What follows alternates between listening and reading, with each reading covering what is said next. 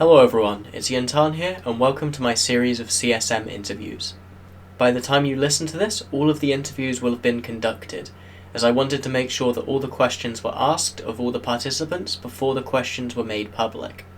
Hopefully this will serve to make sure that the interview platform is a relatively balanced one, as no candidate has been able to sit down and really research and prepare an answer in advance. Everything that the people answer here is going to be off the cuff. In order to give a bit of background as to who I am and what relation I have with the CSM, I've served on the previous 3 terms and am not planning to run for CSM 14. However, I wanted to lend my expertise, at least to some degree, to the election process, and I thought that the best way to do this was to highlight some specific candidates who I thought were interesting and had captured some level of public support. Anyway, with all that said, let's swiftly switch focus over to the subject of our interview. Why don't you introduce yourself, and tell us a little bit about why you've decided to run for the CSM.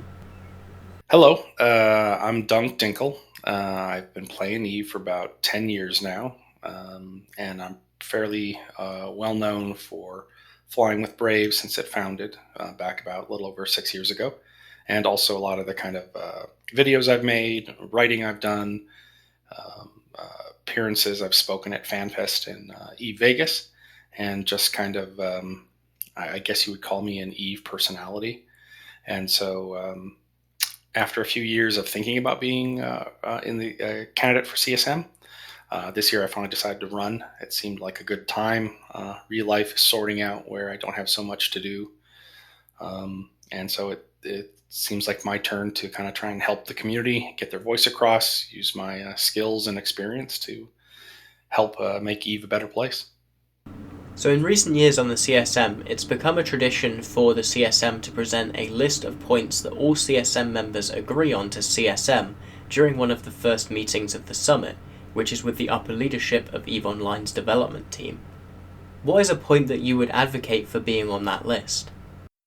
Well, the easiest one is to talk about the state of nullsec sov warfare. It's been discussed pretty widely. I think it's a real issue after I kind of look into it a little more deeply that while you can kill structures in nullsec and create some fights over that, that doesn't seem to be nearly as hard as actually taking the space and controlling the space. So you have some interplay between sino-jammers and iHubs and structures and time zone tanking that creates a system where there's a tremendous amount of attrition warfare, which is not as enjoyable to play as a lot of other kinds of warfare are. So I think one of the main things, and an easy thing, would be how SOB warfare is done and what modifications could be done to kind of make it a little more chaotic out there. But not everyone wants to talk about nullsec. So if you talk about something like lowsec, I think you do have some serious issues that need to be addressed, especially in things like faction warfare, where you've got the role of citadels, allowing people to stage in systems they don't own, and loyalty point farming really having a key effect, not just in the marketplace and industry, but in the actual what faction is where people are signing up for. So I think those are the 2 big things I would say need to be addressed, and I could easily convince the CSM of that. Why do you believe that you can convince the CSM of these things? Well, I will be immodest here for a little bit. In real life, I'm a corporate executive. I'm a technology executive, and I've been doing this for a very long time, over 25 years of being an executive. And the role of executives in most corporations is to take ideas, synthesize them into convincing arguments, and then convince other hard-headed executives that this is the direction we need to go. So it's a matter of a lot of the soft skills that you need to work with people, even when they might have an opposing viewpoint or they may have an opposing agenda, in which you can find a middle ground, a common place, and a lot of techniques to convince people to align with your position. And so those real life skills are the kind of things I can bring to the CSM to make it hopefully easier to come to agreement in certain directions or to convince someone to change their mind.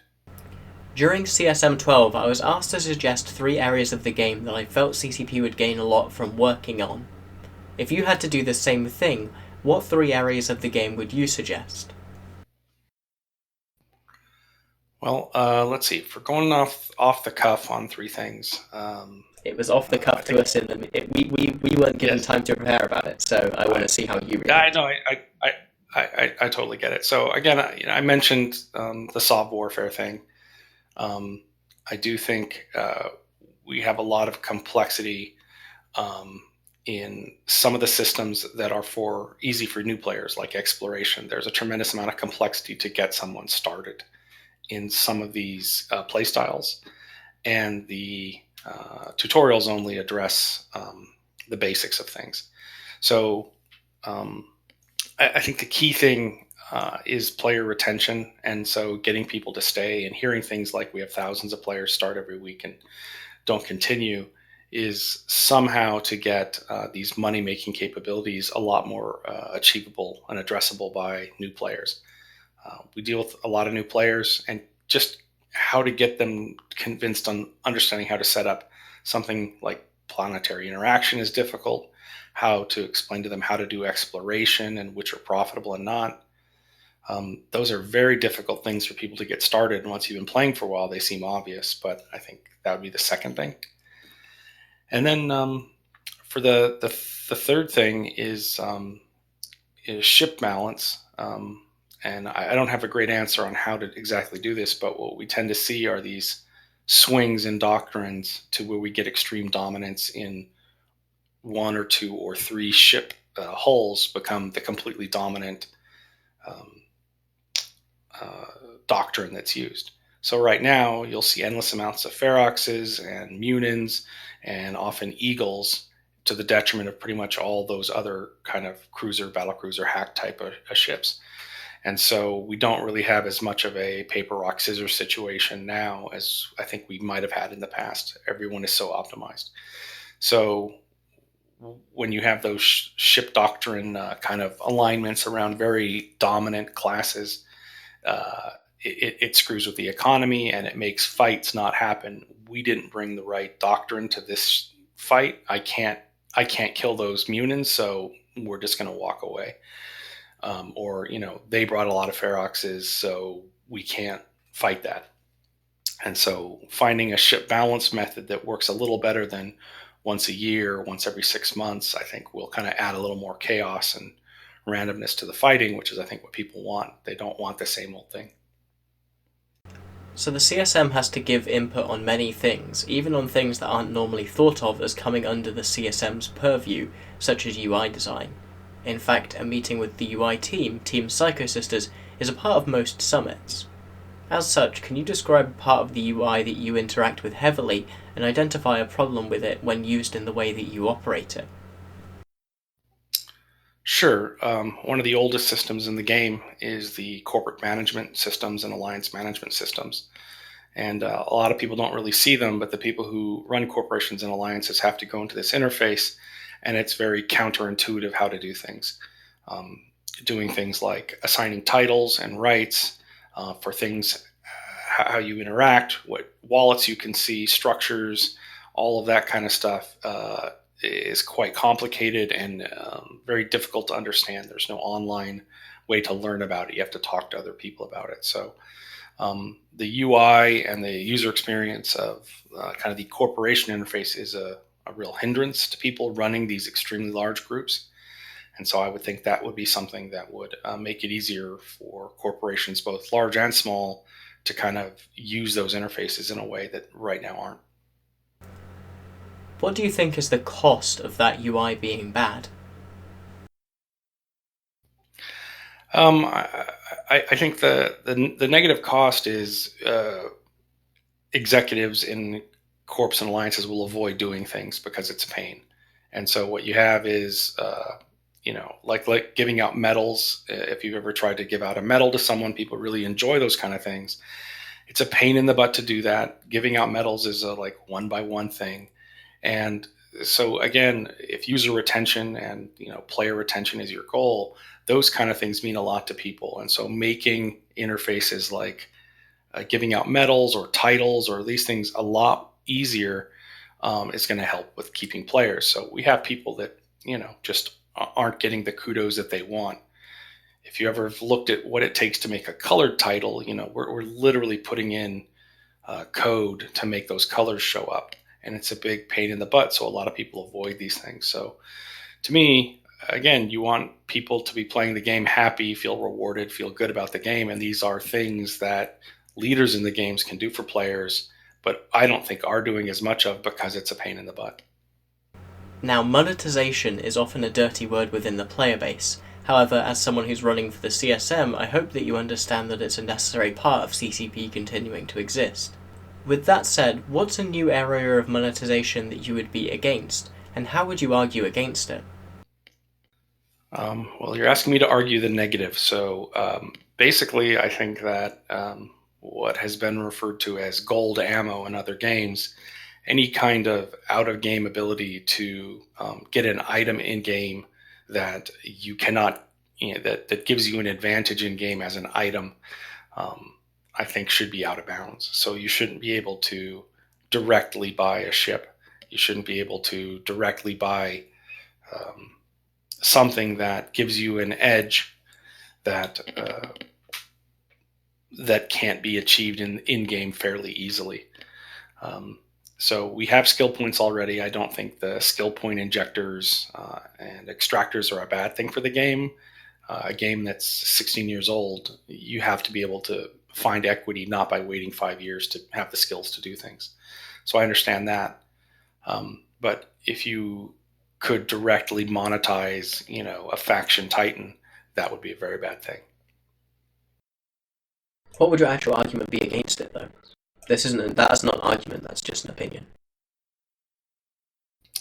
The argument would be it's a huge it de-incentivizes players who are doing the very challenging work of working up either the amount of in-game currency to do this, or they are in some ways planning to do this and seeing it as a mark of achievement. And so when someone is disincentivized to, quote, work in the game, they stop playing. And so you may take the immediate money realization, the monetization of they have bought a faction titan from you, but you probably have multiple players who had been playing to meet this goal now finding that goal is not something worth it in their point of view, and so they stop playing. Or even just, I'm going to take those 2 accounts that I used for grinding ISK and I'm not going to subscribe them anymore. They may not stop playing completely, but you've removed that goal in the game from them, and that goal in the game is a money generating at least $10 to $15 a month or whatever the equivalent currency is. So I think you could build a very clear spreadsheet that says this is the disincentivization that occurs, and that can be tested with research. And I think you would find that overall the return on investment of monetizing something could be negative. So, Dunk, if you are elected to the CSM, how do you plan to differentiate yourself from the other members of the council? Well, I'm not sure that my role is to differentiate myself or to be someone special. My role on the CSM would be to be an accurate conduit of what the players are concerned about to CCP. And so trying to make it about me or having a certain hobby horse that I ride is not really my goal. I think that people can get caught up in these platforms that they present as if they are the junior game designer and how they're gonna push that one specific thing through. I think that's a difficult position to be in because until you're on the CSM, you don't really know what CCP is planning. What has already been decided is off limits. We're not going to do that. So I think there has to be an openness that goes into these things. That you have to be flexible about taking in new information, new data, and going forward. So I think maybe that would be my differentiation is those who play with me know that I listen a lot. I reflect back what I hear. Then I make a decision, make firm statements. Maybe other people in the CSM are walking in with they already have a point of view that this specific capital is overpowered or this kind of system is wrong, and they're going to just hammer against that regardless of anything else.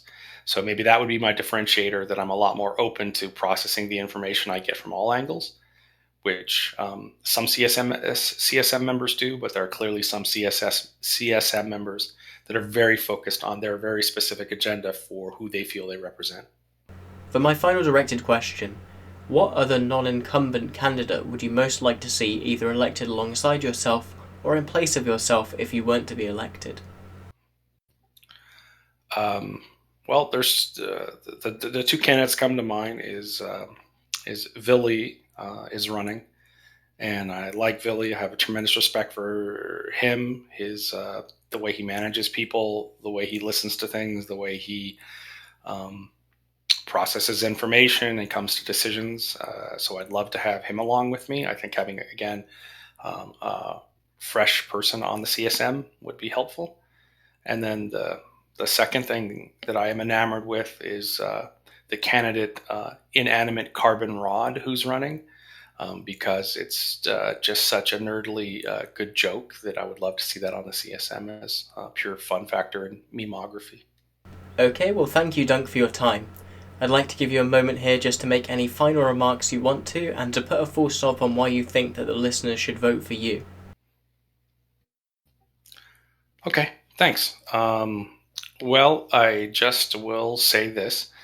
Right now, it's the crack or the early morning here, the crack of dawn. So I think I sound a little like low energy. I would ask you, if you're listening to this and you're saying, "What's up with that dude?" To please go to the site I've built, dunkdinkle.com, and you can see a history that goes back 4 or 5 years of all the kind of writing I've done, the videos where I'm a lot more high energy, and you can really get a feel of the kind of person I am from what I have put out into the community over the last significant amount of time.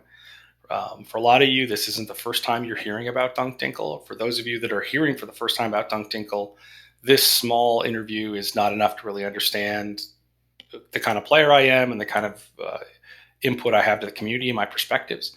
So I'd suggest you go there, read some of the articles I put up on crossing zebras over the years, look at some of the videos I've made. You can see some of the talks I've given at eVegas, and I think that would give you a little more time to process exactly what I'm all about, my play style, and my perspective on things. Other than that, I'd ask you for your vote. It's going to be very competitive this year. There are going to be a lot of block candidate ballots. All the major groups are organizing these ballots. And so I suggest that you have a little mischievous time. Don't always put who they tell you at the top of the list, and put me at the top of the list instead of anybody else, because I will bring fun and happiness to the CSM in a way that some of the others won't.